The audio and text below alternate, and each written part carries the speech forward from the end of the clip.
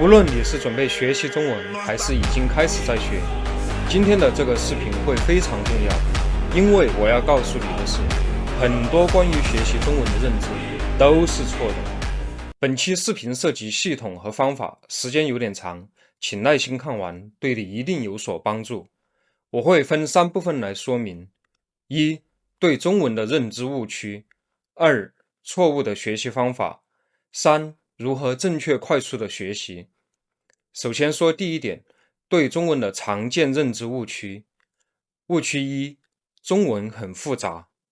这是很多初学者刚开始就放弃的核心原因。世界上绝大多数的语言由字母组成，几十个字母就可以拼出所有单词。你刚入门很容易学会全部字母，看到一个单词，哪怕不懂它的意思，也能够读写，从而降低语言的陌生感。比如刚学英语 Hello, Thanks 5-6个字母就能用来日常打招呼，很好学。但是换作中文就是你好，谢谢，没有任何字母，对你来说就是毫无逻辑规律，复杂而又陌生的图形符号，大脑会立刻产生畏难情绪。最简单的日常交际用语都那么复杂，我接下来还要学成千上万个这样复杂的图形符号啊！我崩溃了，不学了，中文好难。但是真的是这样吗？因为中文最小的单位就是汉字，你好谢3个字会在很多地方都被高频使用。你好谢谢这样的组合只是使用的场景之一，而不是为了 Hello Thanks 这样的概念专门创造的专属图形符号组合。事实上，同一个汉字在不同场景的重复使用，反而在中文学习的后期会觉得越来越容易。误区2，中文很简单。网上有很多观点，认为中文只需要掌握3000个汉字，就可以覆盖99%的使用场景，没有复杂的词形、时态变化。的确，这些观点都成立，但是中文的表达严重依赖语境。例如，你这是什么意思？没什么意思，就意思意思。你这就不够意思了，小意思，小意思。你这人还真有意思，您别多心，没别的意思。那我就不好意思了，哪里，是我不好意思。所以这里边的意思有多少种意思？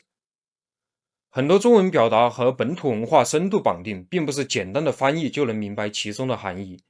除此之外，你还有哪些对中文的认识可以在评论区告诉我。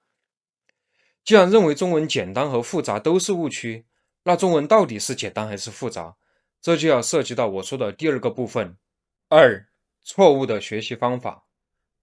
接下来这3个错误的方法是很多中文学习者都在踩的坑，也是你越学越累、越学越想放弃的核心原因。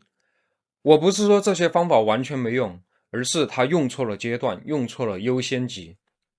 错误方法1，追求完美发音。在标准的普通话里，有前后鼻韵，就是您、您，通过鼻腔发音；还有就是平翘舌音，z、c、s 和 zh、ch、sh、r，需要卷起舌头说话。很多语言里没有这么复杂的发音方式，更不要说声调问题。同样的发音，妈、马、马、嘛、t、提、体、t，只是因为声调不同，就是完全不同的汉字和含义，简直是发音和听力练习的噩梦。很多人认为学中文第一步就要学好拼音，把发音、声调练到100%标准，不然就会形成坏习惯，以后改不过来。于是入门阶段把大部分精力都放在发音上，练到崩溃，最后直到放弃。告诉你们一个颠覆性认知，在中国没有任何一个地区的方言是标准的普通话，即使是作为标准普通话来源的首都北京，也带有口音。全中国各地的方言差异极大，甚至完全听不懂对方在说什么。例如我所在的西南地区，我们的方言体系没有 zh、ch、sh、r 这样的翘舌发音习惯，但是并不影响我们在全国各地旅游、读书，甚至工作。至于声调问题，首先我要明确一个概念，就是汉字很少单独使用，几乎都是和其他汉字组成词语、句子，形成完整的语境。所以，即使声调不标准，但是结合上下文都能听懂。甚至我们还会故意改变声调来做强调。例如，标准的说法“我去”，我们会说“我去”。这里我给大家一个非常明确的标准：如果你要参考普通话等级考试，要从事主持人、播音员等工作，那你必须练习标准发音，没有任何商量的余地。但是如果你学中文，只是想把它当成一门交流的工具，能看懂、能听懂、能开口说，那入门阶段绝对不要把过多精力浪费在发音上。没有母语环境，你的口腔肌肉和大脑语言中枢没有对应的发音习惯，你再怎么练也很难做到100%的标准，只会不断的形成发音负担和挫败感，最后直接放弃。发音可以慢慢打磨，先开口说，不用鼻腔，不用翘舌头，都没关系，放心，我们中国人能听懂。重点在于你要明确自己的学习目的，自己要说得爽，而不是说得难受。绝大部分中国人都会说普通话，但是有一半的人发音都不完全标准，这并不影响中国人之间的交流。我们都不担心发音，你何必担心？错误方法2：忽略汉字。很多人的中文入门课都先教打招呼、问路、买东西这些简单的日常用语，不用管汉字，先能开口说就行。但这会遇到一个问题，这段对话你在这个场景背得滚瓜烂熟，比如你学会了帮我开门，谢谢，很好记，对吧？于是你以为开等于 open， 但当你听到我正在开车，我们3点开会，电影马上开始了，别开玩笑了，给我一杯开水。换一个场景，你就完全听不懂了。为什么？因为你根本不知道开这个字完整的意思，它还能用在什么地方，能和什么字组合。你只是死记硬背了一串发音，根本没摸到中文的根。不认识汉字，就像看一排二维码，无论是关于发音还是含义，你的大脑都接收不到任何有效信息。强行的去记忆，直接大脑过载。跳过汉字，只背对话，就像建房子不打地基，看起来快，使得风一吹就倒，背得越多，忘得越多，最后只会觉得中文记不住。每一个汉字都是信息的压缩包，不像字母本身没有任何含义，所以不能简单通过一个词语或者句子去理解汉字。这样的话，信息是不完整的，你只是片面的知道了汉字的含义。下一次在另外的地方看到这个汉字，就会觉得疑惑，怎么这个汉字会用到这个地方？因为你不了解它完整的意思。所以不能忽略汉字的学习，汉字就是中文的核心。错误方法3：纠结语法。很多人学中文刚入门就死记语法，从把字句、被字句、量词用法开始啃到一半就放弃了，觉得中文的语法太乱了，根本没有规律。中文更依赖语序、功能词和语境来表达意义，而不是词形、时态变化。你只要认识汉字，把它放在正确的语序里，句子就通了。比如我吃饭3个字，语序换一下，饭我吃了，我把饭吃了，饭被我吃了，核心的我吃饭3个字没有变。你只要懂这3个字的意思，哪怕你搞不懂把字句、被字句的语法规则，你也能看懂这句话的意思。语法规则包括各种量词，是你有了一定的汉字积累，能看懂简单的句子之后，再去慢慢梳理、慢慢理解的东西。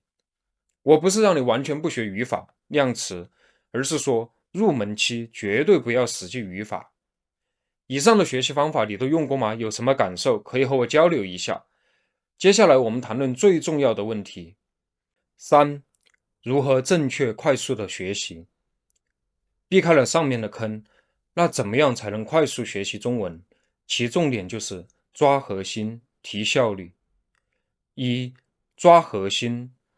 所谓抓核心，其实就是学汉字，因为汉字就是整个中文体系的核心要素。首先，汉字不是随意的图形符号，本身汉字有一套自成体系的逻辑。简单的汉字可以组成复杂的汉字，而新组成的汉字又跟原来的汉字要么在发音上，要么是含义上都有关联。比如带水滴的汉字，这些都跟水有关；带木的汉字，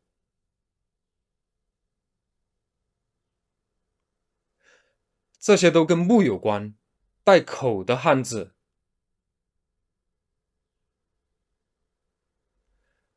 这些都跟嘴有关。最重要的是，每一个汉字都是一个中文压缩包，都可以解压并和其他的汉字组成不同的词语。词语本身的含义也和汉字字义关联，而不是毫无意义的排列组合。只要认识汉字，就可以很容易地理解新的词汇。例如，一个“电”字就可以组成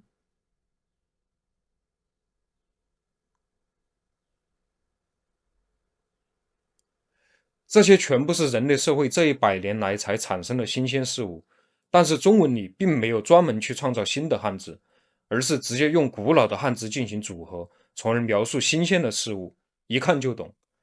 把每个汉字都当做一颗种子，只需要种在自己的脑海里，它自己就会生根发芽，互相产生复杂而又关联的庞大的根系。二、提效率。很多人看到汉字就头大，觉得它是复杂的图形。其实所有汉字，我把它简化成6种最基础的元素 ：go、down、left、right、duck、hawk。这6种元素就是中文的字母，没有三角形，没有圆形、六边形，没有心形，没有你想的那么复杂。